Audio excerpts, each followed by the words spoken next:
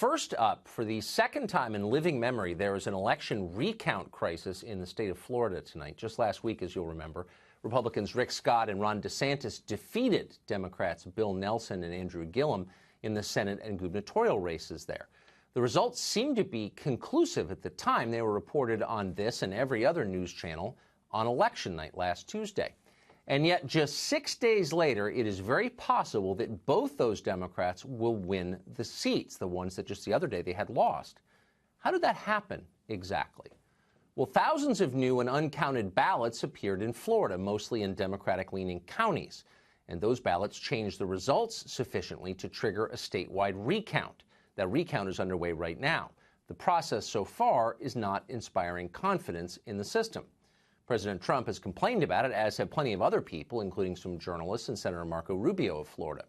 But it turns out that complaining about this is not allowed. So to restate the rules, in case you've forgotten, when a Republican wins an election, it is fine to question the legitimacy of the process. Democrats have been doing that since the very day Trump was elected 2 years ago. That is patriotic. It's your duty. But when the Democratic Party's power is at stake, raising any question at all about the process is wrong. Indeed, it's nothing less than the road to dictatorship. Watch. He's basically trying to undermine at every turn. It's not just Florida.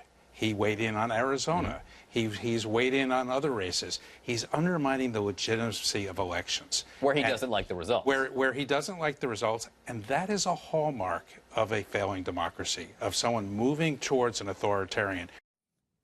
He's authoritarian, scream the authoritarians. Meanwhile, defending the results of elections that have already been called is now the same as overturning elections. Listen to incoming House Speaker Nancy Pelosi explain how this works. The president has been saying that there's election fraud in Florida. What do you think is happening in Broward County? My experience with the president is any time he charges somebody with something, he's just projecting what he might have done himself. We are not engaged. Election fraud? Well, obstruction, suppression of the vote. Suppression.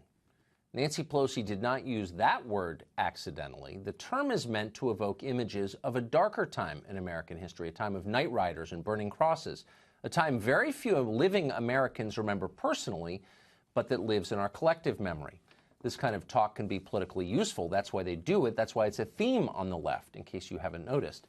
In Broward County, for example, ballot counting is overseen by a woman called Brenda Snipes. Snipes was previously caught illegally destroying ballots. This time around, she's apparently mixed invalid provisional ballots with valid ones. That sounds bad. But don't dare criticize Snipes for the way she does her job. According to MSNBC, the only relevant fact about Brenda Snipes is the color of her skin. Watch. Here is the way they are treating Brenda Snipes, who is the longtime election supervisor there, who, by the way, is an older black woman in the Deep South. Okay, just keep that in mind as you watch this video. And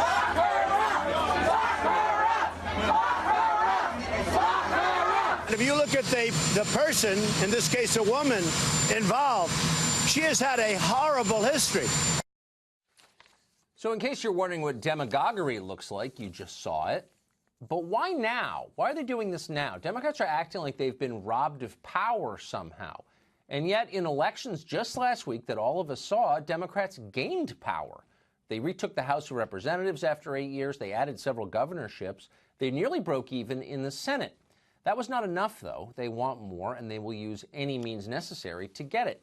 In Palm Beach County, the county canvassing board disqualified a vote because it was cast by a non-citizen. Non-citizens are not allowed to vote in federal elections. It is illegal. It also never happens in this country, ever. We're told that again and again, and anyone who disagrees is racist.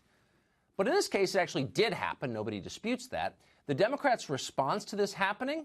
Attorneys for Gillum and Nelson said the vote should not be disqualified. They objected to the disqualification because the only thing that matters to them in the end is winning. It's easy to find yourself thinking like this if you believe politics is holy war. To a religious extremist, an election is not a contest between fellow Americans who disagree on policy. It's an existential battle between good and evil. Evil must be vanquished at all costs, no matter what. Kirsten Gillibrand has reached this conclusion. Now, Senator Gillibrand is not an obvious candidate for America's leading moral voice. She was a longtime friend and defender of Harvey Weinstein's, for example. But listen to her now, preaching like it's the last Sunday in Lent. Are you staying in the Senate, or are you going to run for president? I've been thinking about it because, as we said earlier, what President Trump has been putting into this country is so disturbing, so divisive, so dark, that I believe that I've been called to fight as hard as I possibly can to restore that moral integrity, that moral decency. That sounds like a yes. So I'm thinking about it. Moral integrity, moral decency. That's what Democrats are telling you they are defending. And if you think about it for a minute, that is worrisome. People who know how deeply flawed they are tend not to overreach. They have humility. But when you're a holy warrior on a mission from God, what won't you do?